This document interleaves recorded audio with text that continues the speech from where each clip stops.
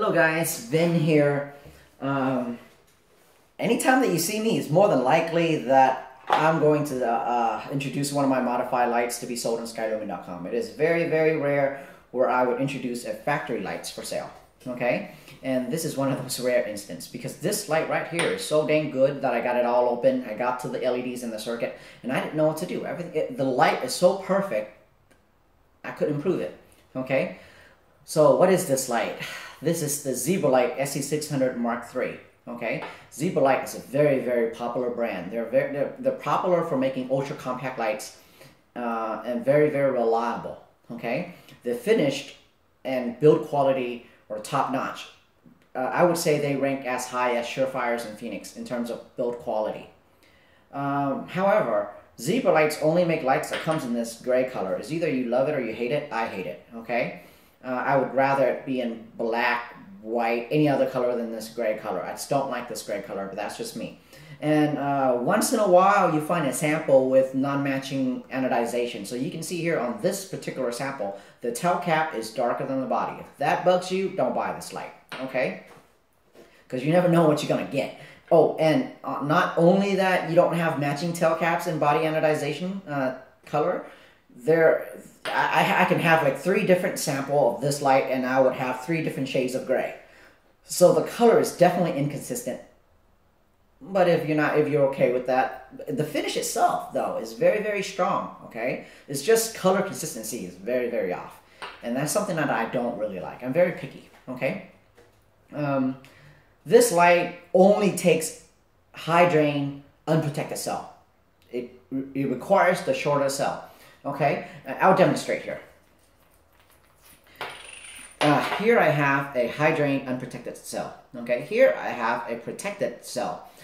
Protected cells meaning it has a circuit protections to protect the light from over discharging or overcharging. Okay, so but usually because of that circuit, it makes the cell higher, taller, and when you have a taller cell, it sticks out of the light and it doesn't fully make connection when the tail cap goes in, okay? However, if you put in a high drain unprotected cell, you can see that the battery fits flush all the way inside of the light and it operates just fine.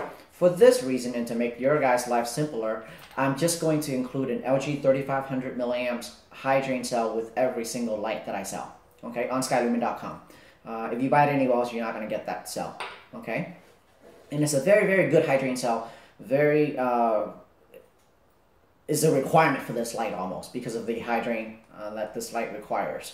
Okay, this light has an XHP35 dome on cool white, and I will only be selling the cool white version on my store. The reason is because I bought a neutral white version and the tint sucks. It's this ugly yellow gooey color. I hated it. The cool white on this light is very, very nice. Okay, it's not blue cool white. It's a very nice pure white. It's almost a very cool neutral, so it's extremely nice. Unfortunately, I cannot show you guys in over camera, but you just have to take my word for it. It's a very nice pure white, okay, almost neutral. So what makes this light so special that I have to sell it on my store as a factory light? Take a look. It is very, very compact. It is barely bigger than the cell that it takes, okay? And for an 18650 light, 18650 is an extremely energy dense light, battery. So it is barely bigger than the cell. So very well engineered, okay? Very well heat sinking, excellent built. And it puts out 1300 lumen. For something this big, 1300 lumen, okay? And it has a genius user interface. However, there's quite a learning curve, and I'm going to demonstrate the user interface on video, and I'm going to struggle through this for sure, okay? But bear with me here, and let's see how I do. Okay, so the light. Press and hold, but less than a second. So press and hold, but not too long, you get the lowest mode, okay? Like so. And I don't know if you can tell, but right now it is on the lowest mode of any light that I've ever seen. You can look directly at the LED and it's extremely dim. This is, my wild guess is 0.01 lumen or something. It is so dim that my integrating sphere cannot detect the output coming out of it. So it is extremely, extremely dim, okay? Like a tenth of a lumen or less, all right? Totally useless, but it's there. People love it. People take it to bed and look at the LED just for fun, all right? And then one click to turn the light off, okay? When the light is off, a quick click will turn it on at the highest level, okay? So press and hold for the lowest mode, okay? Quick click, single click, turns it on to turbo, okay? And if you double click from off, you get medium. Okay, so from off, there was 3 ways to access 3 different modes. Low, press and hold, medium, double click, and turbo, one single quick click, okay? Alternatively, you can press and hold for a long time and it will cycle through all 3 different levels, like so. See? So there you see it cycled through all 3 different levels by just press and hold, okay? All right, now things get tricky. Let's say that I do a quick click for turbo. Okay, so you can see there's 3 different groups. Group 1, low, group 2, medium, and group 3, high.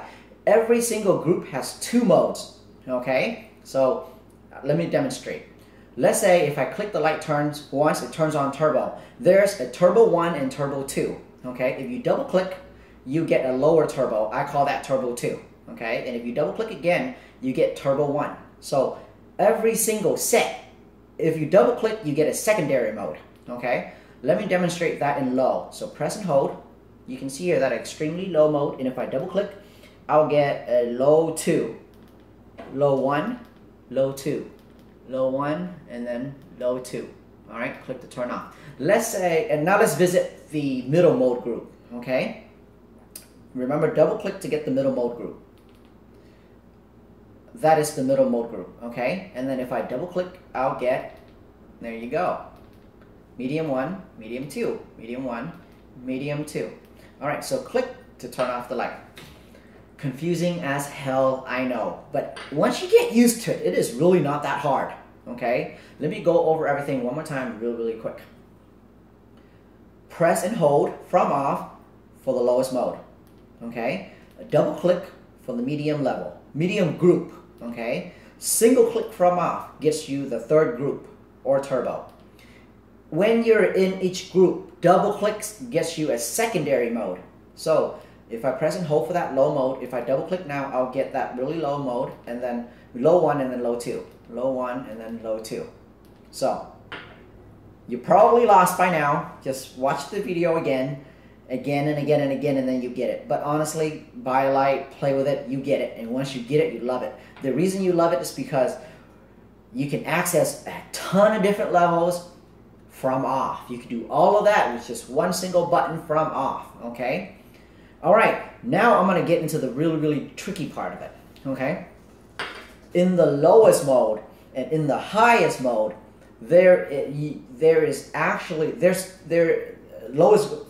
group and highest group, there's 2 main sequence that you can use. However, there's also a hidden mode that you can set the light to.